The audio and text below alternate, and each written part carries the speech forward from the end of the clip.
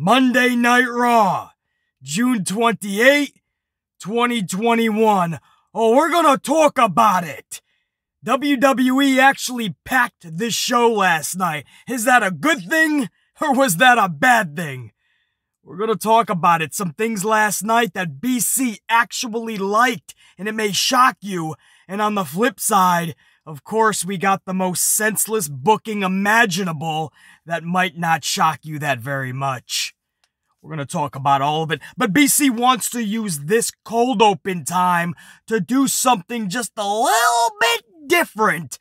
And BC wants to talk about wins and losses and why still today, perhaps even more so today, those wins and losses mean so damn very much.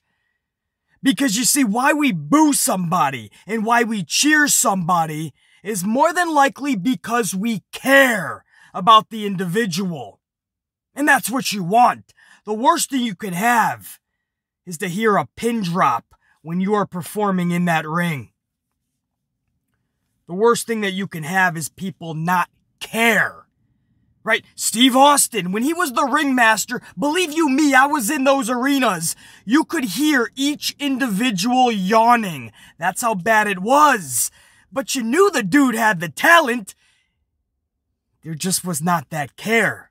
Rocky Maivia, when he debuted in the months subsequently, nobody cared about this dude. Today, you look at The Rock and you say, bullshit, BC.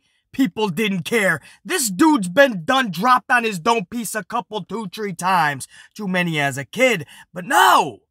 Well, perhaps I was, but that's not the point. Believe me when I say nobody cared about this dude. We knew, just like Austin, he had all the potential in the world, but there was not that care. Even Roman Reigns today. You look at Roman and what he is doing and you say, there was a time people didn't care, but there was. Now, he had a fan base, but a large, and I'm talking like half at least. And when you went to the arenas, it was more than half. They didn't care. There was not a connection. You knew Joe Anoa'i Roman had talent, immense. You knew there was something special about the dude, but when you book somebody so wrong, or the character just isn't there, the care is not going to be. Now, of course, there's things you can do to drastically help an individual get over. On the flip side, there's things you can do to catastrophically ruin an individual into irrelevancy. Case in point, you want to help somebody? You strap the rocket to them and you catapult them to the moon. You do such in their booking. You give them that push that is going to send them on their way. Case in point is Braun Strowman. You say, BC, nobody cared about Strowman before he got released. I'd say you're probably correct, or at least not the majority. But it wasn't always like that. There was a time where Braun Strowman was getting that push to send him to that moon. He was taking out every superstar in the locker room. He was taking out security teams. He was taking out ambulances, flipping them some bitches upside down. Dude was booked straight B status. And you knew this dude, whether you liked it or not, he was something big, literally and figuratively. And then Vince just pulled the rug out from underneath them, and that care slowly started to drift back into the abyss. And on the flip side, just like you can easily take somebody like Braun, book him to the moon, and in a snap of a finger ruin it, on the flip side, you can catastrophically ruin somebody by having them lose every other match. Or basically, that's what it equates to. It is known as 50-50 booking in pro wrestling. And it can ruin you. Because when your audience is tuning in and you're losing every other week, you come across as a loser. Nothing more special than a bona fide jobber like Barry Horowitz back in the day. Or the Brooklyn Brawler. But some individuals get even worse treatment. Some individuals would beg, would yearn, would cry, would say, please give me some of that. Please, sir, can I have some more? 50-50 booking. 50-50 booking is a paradise for some individuals. In a couple, I just want to show you what I mean. I want to show you the booking of two individuals. I just picked these two because as I'm watching Raw last night, it dawned on me.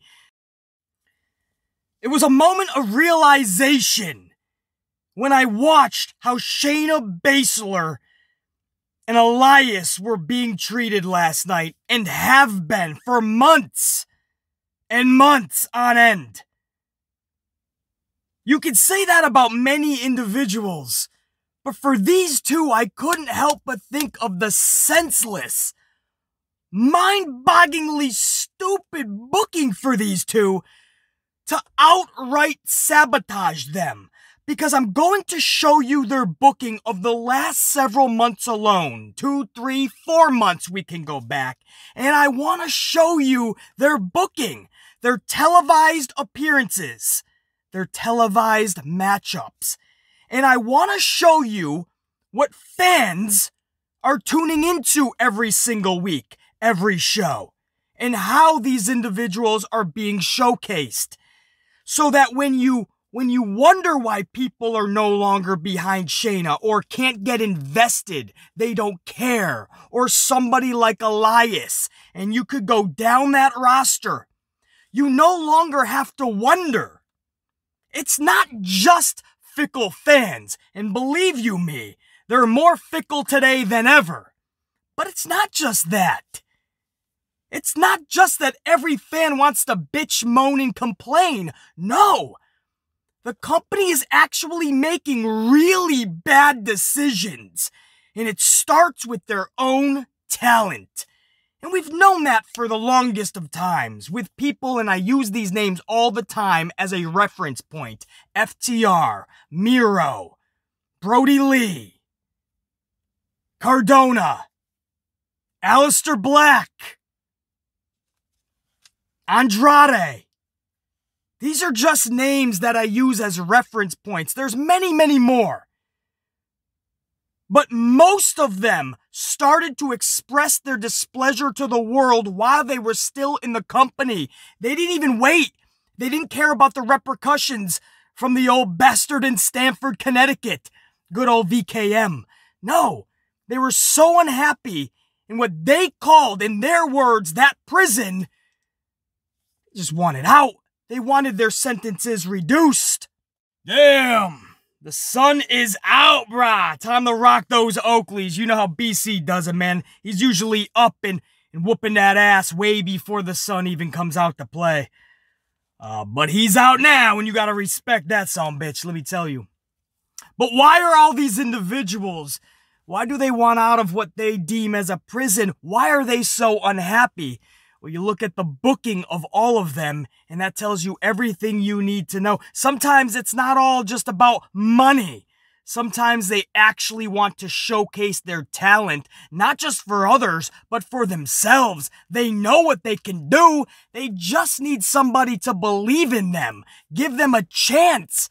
Book them properly, and let's see if they sink or swim. There's no way you should take somebody like Rusev, Miro, and ruin that.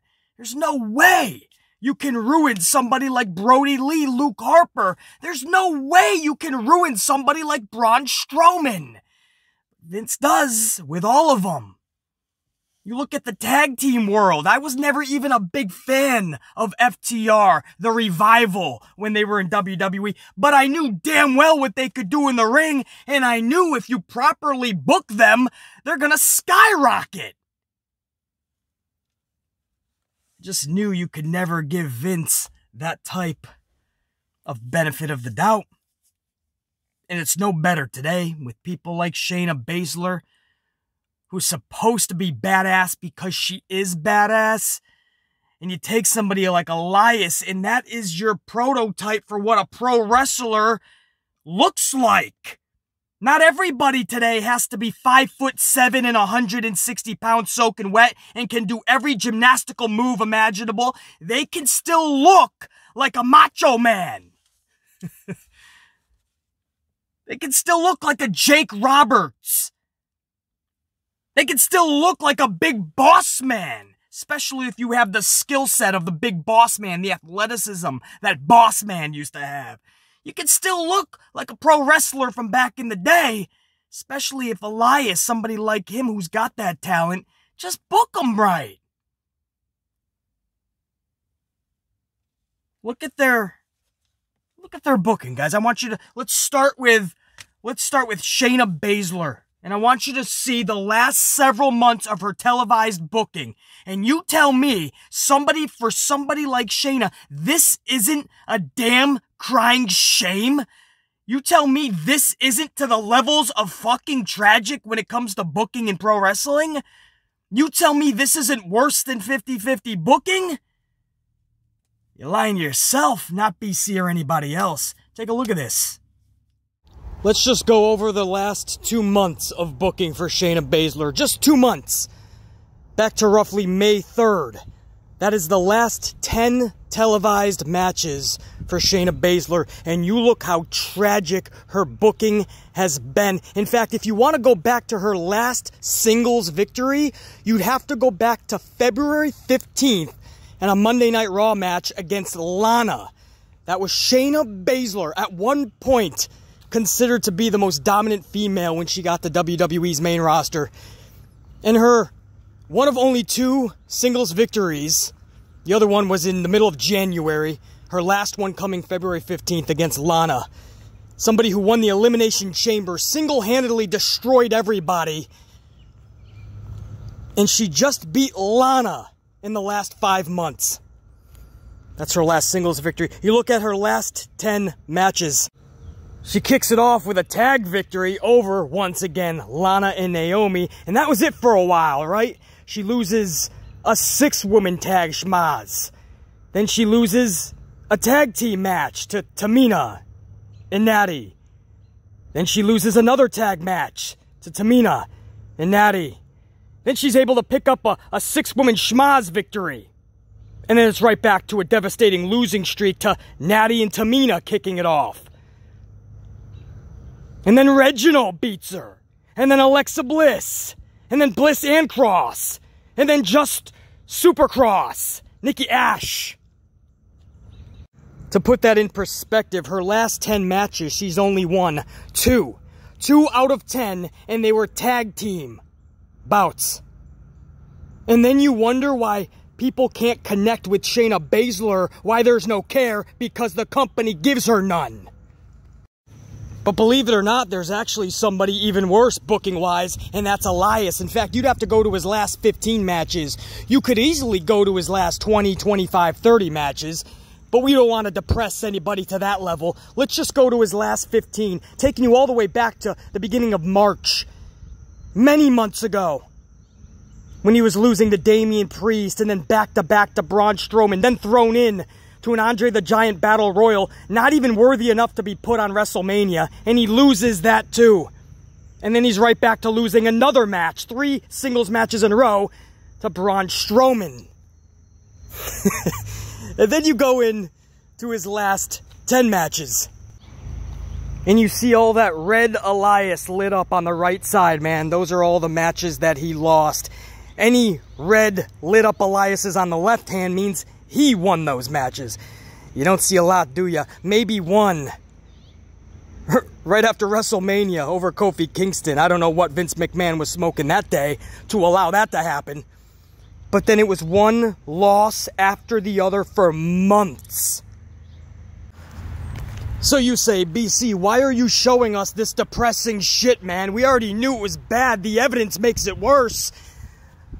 Well, that's because I want to show everybody that it's not just about 50-50 booking anymore. No, it's about 90-10 booking, right? Or 10-90 booking. They're losing way more than they ever could have dreamed of winning. You wonder why there's no larger-than-life superstars. They're not even in the realm or stratosphere of beginning the journey to becoming larger than life. Even being called superstar, you need to put an asterisk next to their name. These are the new jobbers. Back in the day, they had jobbers to go in there, get squashed by the superstar, and make such superstar look like gold. Now, the superstars are jobbing for one another. It's 50-50 booking, but if we dive into it, we see that it's even more tragic than 50-50 booking. They have literally ruined professional wrestlers, ruined them to the point where I don't know if they can honestly bounce back. I hate using the term buried in pro wrestling because everybody throws that word around like deserves. Everybody deserves a championship every time they have a good match. But I don't know how they're not buried at this point. What I do know is this type of booking for people like Shayna, Elias, and so many others, these are just two examples, it's unacceptable. And this evidence is for everybody that says, basically, it's pro wrestling. People are gonna lose, man. Chill out. Nobody should be losing this many matches. You know I'm damn correct, especially when they have talent. Not even Eva Marie should be losing 9 out of 10 matches. Not even Eva. Okay, maybe Eva. But that's telling the world you absolutely suck at your job so bad you should not even be there in the first place. You know BC is damn right in these words. It's true. It's damn true. I had to show you guys that, man. Just 2 examples of 2 wrestlers, 2 superstars that are deemed that phrase that could be, but aren't really so super. They're Ash, right? They're almost superheroes. Isn't that right, Nikki Cross? Oh, if you didn't watch the show, we're gonna get to that. You guys are gonna find that section of this review to be a real fucking doozy. Now, this show for June 28, 21 starts off with Pierce and DeVille backstage saying that Randy Orton will not be able to compete in the Money in the Bank Second Chance qualifier. Thus, a battle royal for that 3rd spot is starting the show. Can we please discuss how ridiculous this whole second chance bullshit even is? The qualifiers last week, the second chance qualifier this week, the actual Money in the Bank match in a couple of weeks, and all of this is just to get a chance at a title match. But Kofi Kingston just last week, 2 weeks ago, whatever it was, he just waltzes in and he says to Bobby Lashley, and I quote, "I saw you didn't have an opponent for Money in the Bank. I'm in." And Bobby Lashley's like, okay, and it's made official 4 minutes later. How stupid does that make everybody else look? Everybody else on the roster is jumping through flaming hoops to try to get a title match. Kofi Kingston just sits down his pancakes, says, hey, I was reading some material and saw you didn't have a match, Bobby. I'll take you on for the title. You mean to tell me nobody else thought to do that? And then WWE's, well, trying to show you footage of Kofi defeating Bobby Lashley when they beautifully left out the one little fucking tidbit, just a little bit of detail that had Drew McIntyre helping Kofi Kingston win that match. No, they didn't show that, though. It's just the fruit roll-up victory, and that's why this guy gets to jump the entire roster and get an automatic title match. This makes everybody look like idiots, man. Qualifiers, second chance qualifiers. There'll be a fucking 3rd and 4th chance coming up with 2 more Raws to go before Money in the Bank. They'll come up with some fucking bullshit. And then you have the actual Money in the Bank fucking ladder match where everybody goes to war. And this is all just to get what Kofi Kingston just said, hey, I want this. Same thing when Rhea Ripley showed up and just told Asuka, hey, I know I'm new around here, but I'm going to the biggest stage of them all, and I want to take on you for the title. Meanwhile, the entire women's roster didn't think to just go out and say, hey, I'll take a match with you, Asuka. It makes everybody look stupid, but BC's the one who's dissecting this too much. I'm over-analyzing it, they say, right? No, I just want common sense and logic. This company cannot get creative enough to come up with a fun, intriguing, logical way to get a #1 contender? This is what happens when you have a pay-per-view every single month. You can't reset in time. And if you're a company that literally has zero creativity, and you're helmed by the old bastard in Stanford that refuses to budge, he's so damn stubborn, he thinks it's his way and everybody else can hit the highway? Nah, brah. This is what you're going to get. Title matches that don't make sense. And I like Kofi, and you're about to hear me praise this son of a bitch when we get to his segment. And his promo that he cut, man. Because Kofi Kingston, I believe that's our #2, man. Kofi Kingston delivering that fire like he always does when he's on his own. I'll get to that, though, man. That's a separate section of this review. But this title match just doesn't make sense. And when it doesn't make sense from the jump, it's hard to get people that fucking word that I used in the entire cold open to care. I love Bobby Lashley being booked to a B status. I like Bobby Lashley's character. I like the dude. It's about time he's getting his just due. I like Kofi, especially on his own. But if something doesn't make sense, it's harder for the audience to be intrigued and jump on board with it. It doesn't make sense when everybody is busting their ass several times. It's like a fucking marathon just to get a title match, and this dude just waltzes out within the last 2 weeks and says, I want that match. I know it seems like I'm harping on it, but it's not long enough.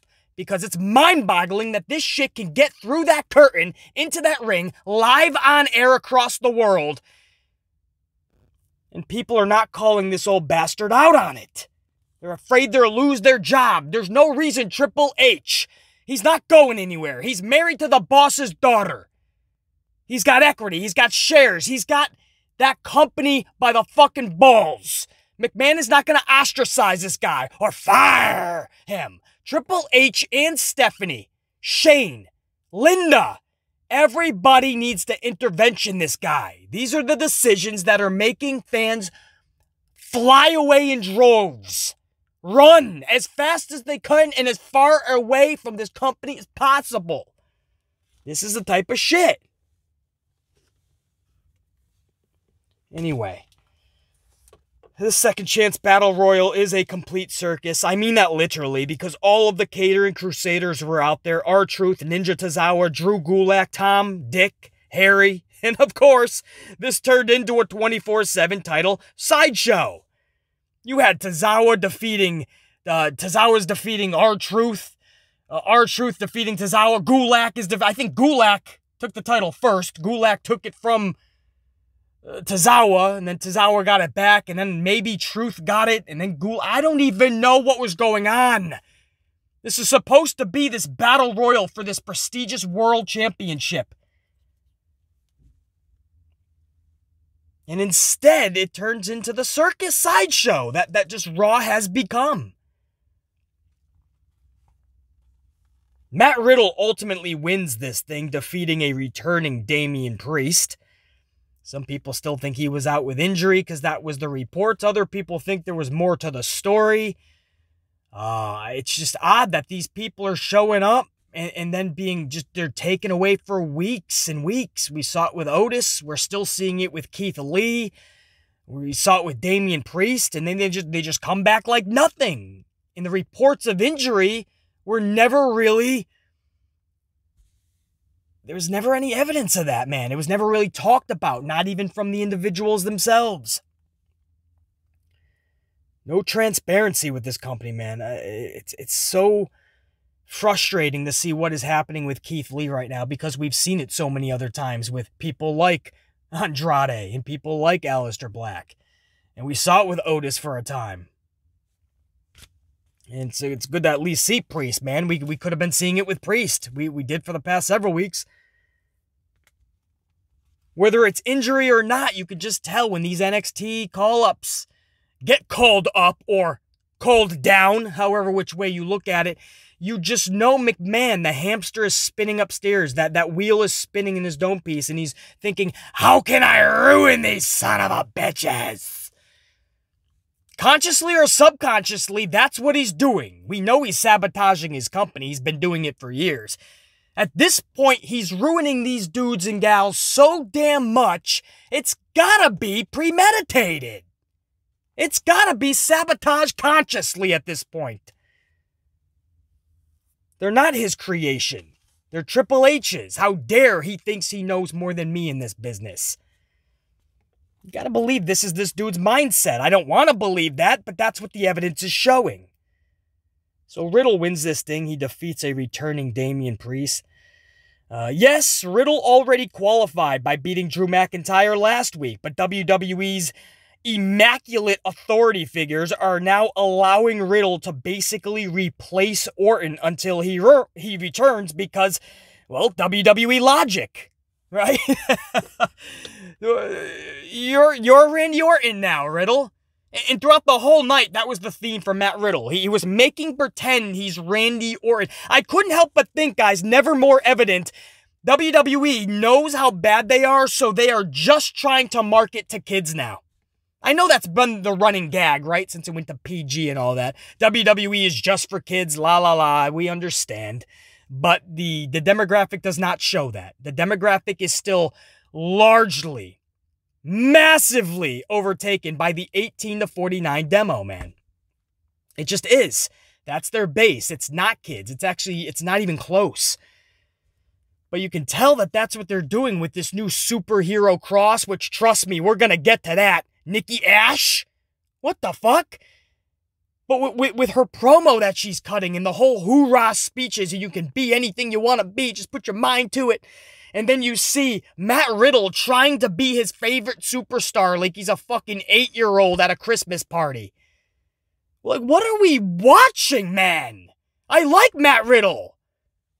But you can't be giving this a pass. I know it's stupid, but it's funny, Beastie. It's not funny. He's acting like he's Randy Orton. This is what you reduced Matt Riddle to? Now, trust me, beggars can't be choosers. I'm glad the dude's at least getting a push. We've seen what happened with everybody, or it seems, nearly everybody that Triple H creates. And Vince McMahon has straight out ruined. Nearly from the jump on the main roster. So trust me, I'm ecstatic that Matt Riddle's even getting these opportunities. Or getting airtime in general. But why does it always gotta be in a goofy gag type of a way? It's like if McMahon doesn't think he's putting out really treacherous humor, then there can't be a show. Why does it always have to be bad comedy on Raw? That shit's gotta stop.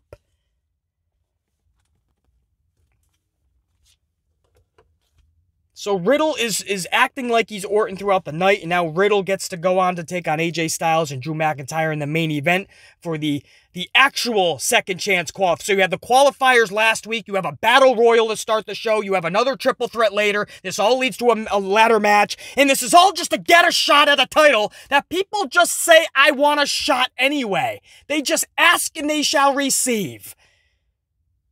There's no logic to any of this. I can't stand it, bro. Can you tell? And then we went into Nikki Cross, who is now going by the name Nikki ASH, which is almost a superhero. Ash Ketchum, gotta catch 'em all, Pokemon! I wanna be the very best, like no one ever was. To catch them is my real test, and to train them is my cause. Pokemon, gotta catch 'em all. I don't know where the fuck that came from, but for those of you that remember or ever watched a show called Pokemon, I do recall the main character being Ash Ketchum, where now we have Nikki ASH Ketchum. Almost a superhero. Nikki ASH is squaring off with Shayna Baszler. This match should be over in 7 seconds. Just hit Baszler with the awe-inspiring, ultra-devastating Faroot roll-up. Baszler is incapable of kicking out of a roll-up. We all know this. Somebody didn't do their research, Nikki ASH. So the match goes 8 full minutes instead of 7 seconds. Because again, Nikki did not think to just do the roll-up. And thanks to a commercial break, it even hit 8 minutes. If you took out the commercial, Vince would have had this done in less than 5. But finally, Nikki, almost a superhero Cross, realized after 8 minutes that all she had to do was hit the damn roll-up. And that's what she did. So Ash Ketchum hits her version of the roll-up. She does some tweaking of the arms and rolls them. I don't fucking care what it's called. The Ketchum, right? And she catches them in like a web and she rolls her up. And there it is. The badass that once was, Shayna Baszler. She can't get just one shoulder. Just one shoulder. Just a little bit. Just a little bit off the mat, man. So not only is Baszler on this losing streak that I showed you in the cold open, one losing streak after another, not only is she losing about fucking 108% of her matches, but the way she's losing is just to embarrass her. She went and did something, man. When she said she went to McMahon and said, "Don't give up on me," because I played this several times on a Renee Paquette podcast interview she did, and she told Renee how she went to McMahon's door and said she waited for hours, first of all, and when she was accepted in, that's right, accepted in, because McMahon has to fucking acknowledge your fucking presence even exists, and then he'll let you into his office, and then that's where Baszler basically begged McMahon, "Don't give up on me, I'll make you proud, sir." And it's almost like McMahon sees that as weakness, because we've heard several people do that. Alistair said he did something like that, and soon after, Alistair was like bottom of the bucket, and now you're looking at Shayna Baszler, and after she did that, it seemed like she was on one losing streak after a fucking another. This is embarrassment to another level, man. Another fruit roll-up. She ain't just losing, dog. She's getting rolled the fuck up. Time after time. The most embarrassing finisher in all of pro wrestling. The fruit roll-up finish. Baszler right on cue. Sure enough, like always, looks like an idiot and loses via that roll-up to a fucking almost superhero. She's not even a superhero. I could see if her name was Wonder Woman and she comes out shooting shit from her fists. Oh. Almost a hero. But I know, I'm supposed to love it because Nikki came up with it herself. This is what you want, Beastly, right? Characters. Yes! Not a knockoff Molly Holly! Nikki Cross was badass. I just asked that you booked her properly. I didn't say to turn her into an almost fucking superhero! Almost! I didn't say change her name to Nikki ASH! Nikki ASH? Whatever, moving on, because I know. Just enjoy it, BC. It's funny, BC, right? Because everything has to be funny to Vincent Kennedy McMahon. The whole fucking show is a joke as it is. Why not keep the circus rolling? Round and round we go, like the merry-go-round that it is. The vicious cycle of WWE. Everybody has to be a fucking joke. Speaking of, let's talk about fucking throwing some pancakes. Although, this version of this sumbitch, top notch. Kofi Kingston starts hour number 2 with a really good promo cut on Bobby Lashley. Not surprised. Serious Kofi is awesome.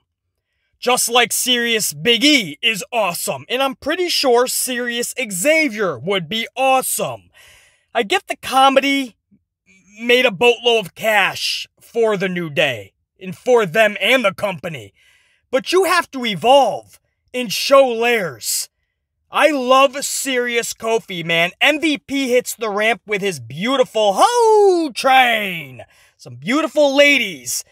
You know, I hate stealing gimmicks, but if you're gonna take the Godfather's gimmick, you gotta bring the hoe train along, man. And they got some beautiful women up on that stage, standing there with MVP.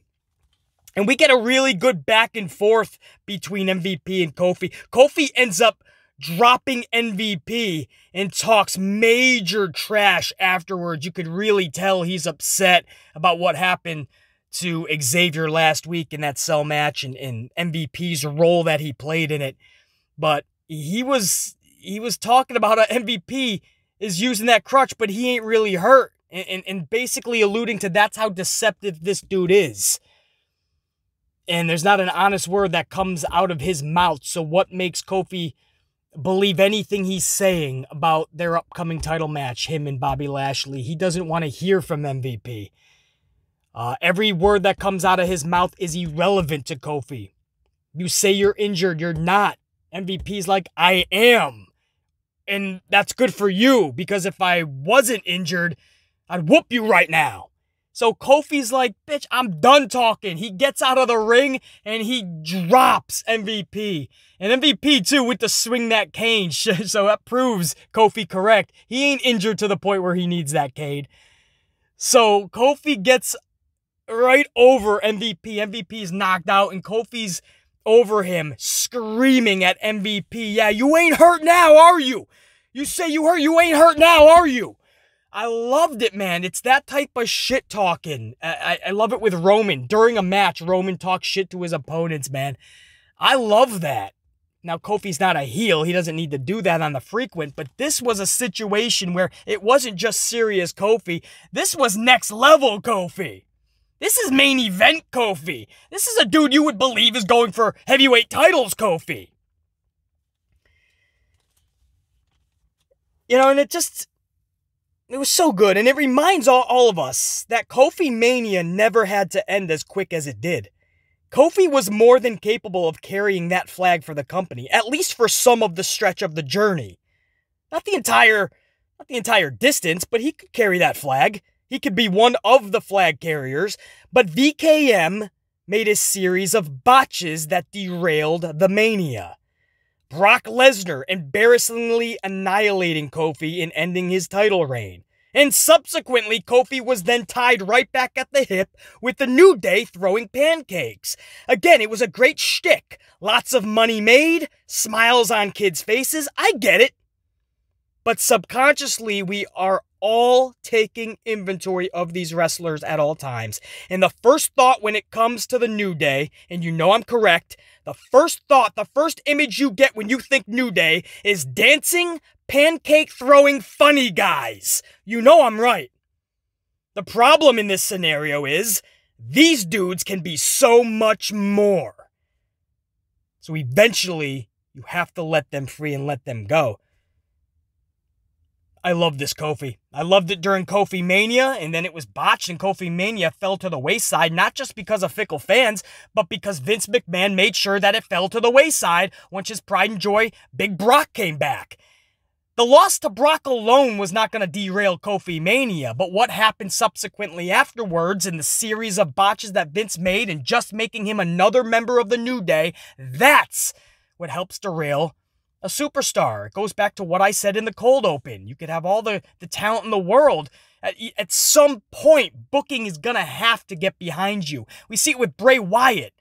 Bray Wyatt is amazing. Every time somebody thinks the guy is buried, he comes back with some new inception that makes people go, wow! That's how good Bray is. Could you imagine if somebody like Bray Wyatt had good booking behind him? Could you imagine? To the moon! He ain't ever coming back. So it just reminds us how good Kofi Mania, why that even became a thing, man. Kofi is very believable when he is on his own, serious, in the zone, and whooping that ass, man. And on the mic, you don't really think of Kofi Kingston as a mic guy. Lately, especially, the last several months, Kofi Kingston is rocking that mic, man. Very much enjoyed that segment to start the second hour. Then we went into Naomi and Asuka taking on Eva Marie in Doop-a-Drop, Doop-a-Doop-a-Doop, Doop-Drop, Doop-Drop, Doop-a-dee-Doop-Drop. Mbop, Eva Marie and Mbop. This time Eva Marie turns her back on Doudrop, unlike last week when Doudrop kind of turned her back on Eva. So they switched roles here. And this is obviously just because we all know, this isn't even shade, we know this, we knew this on her first run, we knew that all the training in the world was not going to change anything, we know that Eva Marie just can't wrestle, we know this, right? I know she had fans and defenders that were hoping for different, but no, this is the exact same gimmick that she had last time. She just doesn't wrestle, right? Vince knows that she is there for appearance reasons. She knows that. It's not needed in 2021 because nowadays we have females that are beautiful and can wrestle really good.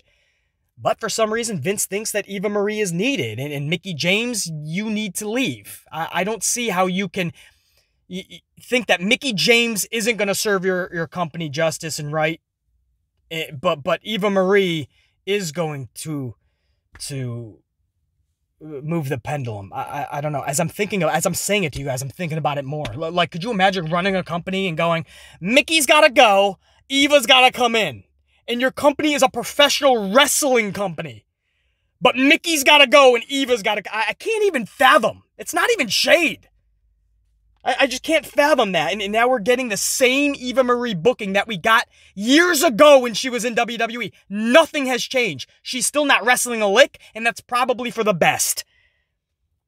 Anyway, she turns her back on Doudrop. Literally, Doudrop goes to make a tag. Not that Piper Niven needed to make a tag, but she goes to, and Eva Marie drops off the apron. However, Doudrop ends up turning that anger into victory by defeating Asuka of all people. It's good that they're not totally just ruining Piper Niven from the jump. After you see Doudrop, you're thinking there's no coming back from that. But then they have her actually, like, from the jump turning on Eva Marie, it looks like. Or that's not going to last too long, hopefully. So right from the jump, they're showing that she can be her own person. That was good. From the jump, they're showing that she can win big matches. That's good. But on the flip side, you can't raise somebody up by tearing another person down. Asuka does not need to be taking L's from Doudrop. Do you guys remember there was a time where Asuka would not lose a match? That's what made Asuka so fucking special. She was undefeated for the longest of times. She was once feared for justified reasons. There was a time Asuka did not lose matches. Now she's losing in 4 minutes to Doudrop. Fuck. You can't make it up. Beastly, watch it, man. Enjoy it. It's entertainment purposes. Oh, Beastly, it's fun, man. You gotta find the fun in it. You know, these are people's careers that they really busted their ass their entire lives on. You know, not just to look like clowns, man. Again, it's great to see Doudrop win a match. It should not be over. Build her up with the jobbers. If the match is going to be less than 5 minutes anyway, you lose nothing by having a jobber in there. You absolutely lose nothing by having Desktop Deborah in there. Or Mega Bitch Becky. Not Becky Lynch. This is from the local bingo hall. You know, you lose nothing by having these individuals in there, man. Throw in Crybaby Karen. Have her lose and get squashed in 4 minutes. Not Asuka.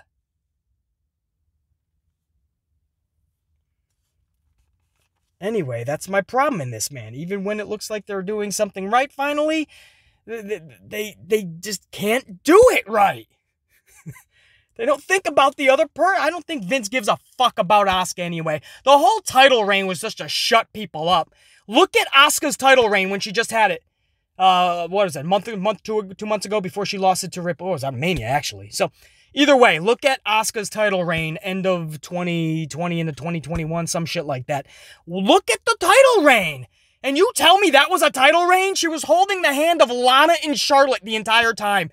More focus was put on Asuka helping people in tag matches than any singles matches.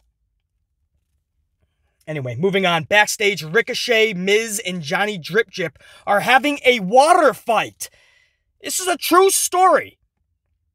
Ricochet stole Johnny Drip Drip's water gun super soaker. Miz goes to grab his, but Ricochet says, "Don't make a move." And Ricochet ends up dousing, super soakering the Miz. Because you gotta have that comedy, man. It's Monday Night Raw. And this takes us to a one-on-one match between Ricochet and Drip Drip. It's intriguing if Vince lets them go, and he actually did a little bit. This was a good match with a kick-ass finish, man. Ricochet launches himself over the top rope onto Drip Drip, both cascading over the barricade. Think about that. Drip Drip is like sitting on the barricade trying to get a breather on the outside. Ricochet catapults like a springboard off the top rope, but not into the ring, out of the ring, onto Drip Drip, who is on the barricade. And they go over the barricade onto what was supposed to be the concrete. You know that was absolutely a taped spot. And there was the crash pad there. Or padding was definitely there. But still, the illusion was all we asked for. It's a tape show in the Thunderdome. I get it. That's why I don't mind a lot of the Alexa Bliss shit most of the time. Definitely not Bray Wyatt. If you got the character that can pull it off, I'll invest. Ricochet and Drip Drip, this leads to a double countout. Usually I hate schmaz endings like that. It's better than a fruit roll-up, but still, countouts and DQs, they should only be used few and far in between because they have to be special. But in this case, man, a countout is absolutely justified. They just, I thought, killed each other. I'm like, you ain't gotta send the medical staff out. They ain't fucking moving for a long time.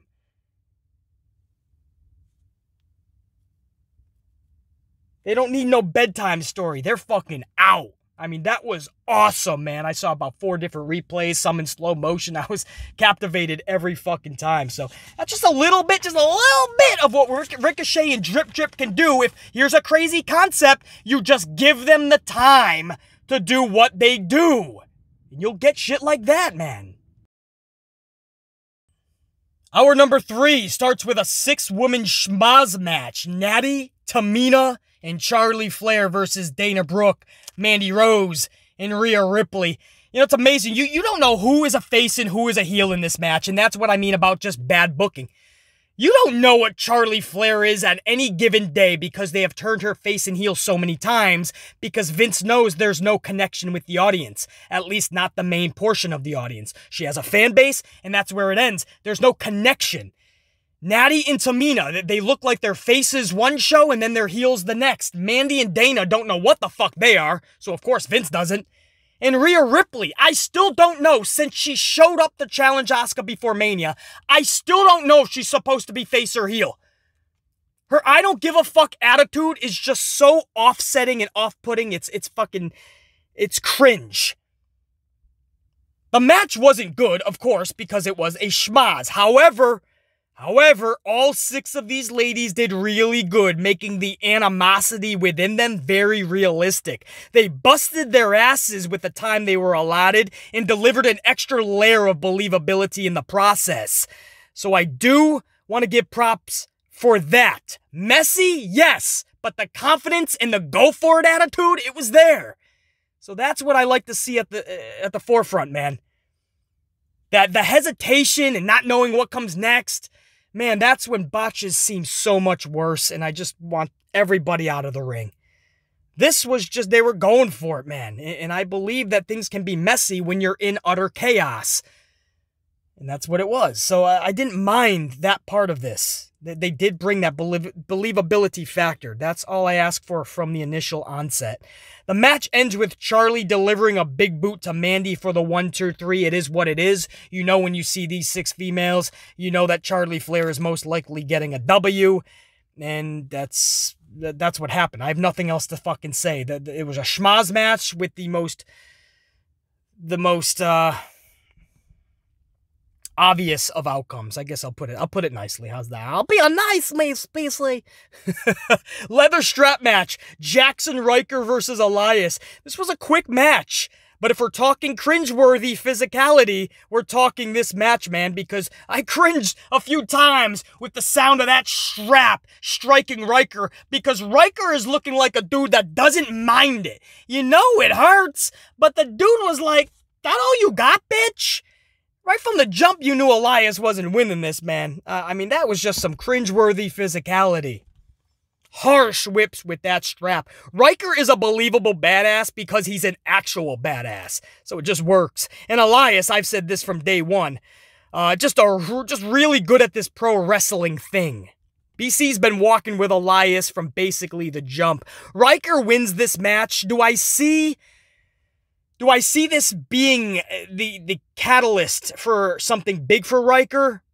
Only time will tell, and only the old bastard in Stanford can make that decision, so don't hold your breath on it. Do I like seeing Elias lose so many matches? No. Do I think a strap stipulation match should be longer? Yes. But I also understand the magnitude of this victory for Riker. Easily the biggest win thus far on the main roster for that dude. So I don't want to take away from this victory for Riker. It's massive for him. But again, it's the I hate when people are built up by tearing others down mentality. I don't like seeing Elias drop another match. This isn't just losing a lot of matches. This is losing streak after losing streak. And Elias is just so much better than that. Frustrating, man. But Riker, man, what a fucking badass. This match did not need a leather strap concept from the onset. We were all wondering why. Why, when a strap match should be reserved for the most diabolical of feuds. Just like Hell in a Cell last week. Woods versus Lashley is not Hell in a Cell worthy, not even in the same realm. They don't have that type of beef. But they put him inside of a cell. That devalues the Hell in a Cell match stipulation concept. This match, Jackson, Riker, and Elias have a 3-week-old semi-feud. It's not big enough beef to be in a strap match. I mean, these are matches that Sting and Van Vader used to be in WCW. And now we're seeing Jackson, Riker, and Elias in the middle of a Monday Night Raw in about 6 or 7 minutes. Maybe I'm being generous. I think that was like a 5-minute match. It just didn't need that. But now I understand a little more. They wanted to showcase the badassery of Jackson Riker to the casual. So in that aspect, it does make sense. Just a little bit. Main event was a triple threat second chance qualifier. Drew Mack, AJ Styles, and Matt. Randy Orton Riddle, right? I don't know who he was supposed to be here. He was channeling his inner Randy Orton. Good match, obviously, with these three. Even though it's a schmaz, they gave them time. Like, almost a half an hour was dedicated to this sumbitch. Now, you did have those commercials taking away from the consistency and the vibe from it that you would normally get at a pay-per-view. But it didn't ruin it all that much, man. They put together a good match. Great selling by Riddle at the end of this thing, too. He went to go for a punt. He just threw his foot right into the steel steps, and he was selling it like he broke his fucking ankle, man. He had to be taken to the back. He's out of the match. He comes back later on. He comes back, and you think, oh, they're going to give him this then. But no, he ends up getting Claymored by Drew, and Matt Riddle takes the L. Drew McIntyre takes the W. I don't know where the fuck AJ Styles ended up. Omos ended up taking him out because he almost got pinned earlier on. So maybe him and Omos were having a martini somewhere. But Drew McIntyre will be in that ladder match. He gets the second chance qualifier. So after all of this hoopla, the Raw side is finally set. But with a couple weeks still to go, you know Vince will fucking change things, take people out, add people, have a third and fourth chance qualifier. You never know with this dude. It all depends on what side of the bed he fucking wakes up on, man. Whatever mood he's in. That was Raw, man. There was just good performances that I saw, like I said, from Kofi Kingston. Just that type of Kofi, man. That brought such a believability and realism. I also enjoyed the performance of Ricochet and Johnny Drip Drip. They gave him a little bit of time anyway. And they just showed you what they can do. I didn't mind the triple threat match, even though that was a schmaz. Jackson Riker did look good in that little fucking hoop-de-doo match. So there was some good, but man, the bad just ruins the show. I don't know what happens when they go live, guys. Live crowd is just a couple weeks ago. Money in the Bank. What is it? 18th, 19th, something like that, July. So I don't know what they're going to bring, man. All the heavy hitters are coming back. We know that. Edge just came back. Sasha Banks will be back. Becky Lynch will be back. They're trying to finalize something with Brock Lesnar. John Cena has already confirmed his return. Just not a specific date yet, but obviously for SummerSlam. So all the big hitters are coming back, and we'll see if this will improve the show one iota. That's all we're asking at this point, man. Beggars can't be choosers. Help this show any which way you can, brah. BC Amplified. Think, be, live, amped always. Thank you for tuning into this review and reaction to Monday Night Raw, man. Hopefully this was more entertaining than the actual show. Merchandise is down below. Don't forget to smash that subscription button, the notification bell, the fucking up down below, the little thumb up. Don't forget to smash it all, man, and show that amplification of love right back to BC, man. I much appreciate it. And I will talk to you guys later in the week, man. And we'll shoot the shit about some more news in the pro wrestling world. Until then, BC, it's coffee and ass whooping time. Oh, it's going to be another scorcher too, man. Deep into the fucking 90s. The feel like is going to be like 105 today, brah. Luckily, we road tripping. We getting the fuck out, man. We should hit the Jersey Shore. Let's go. I'm packing everybody up. We hitting the shore. Check you later.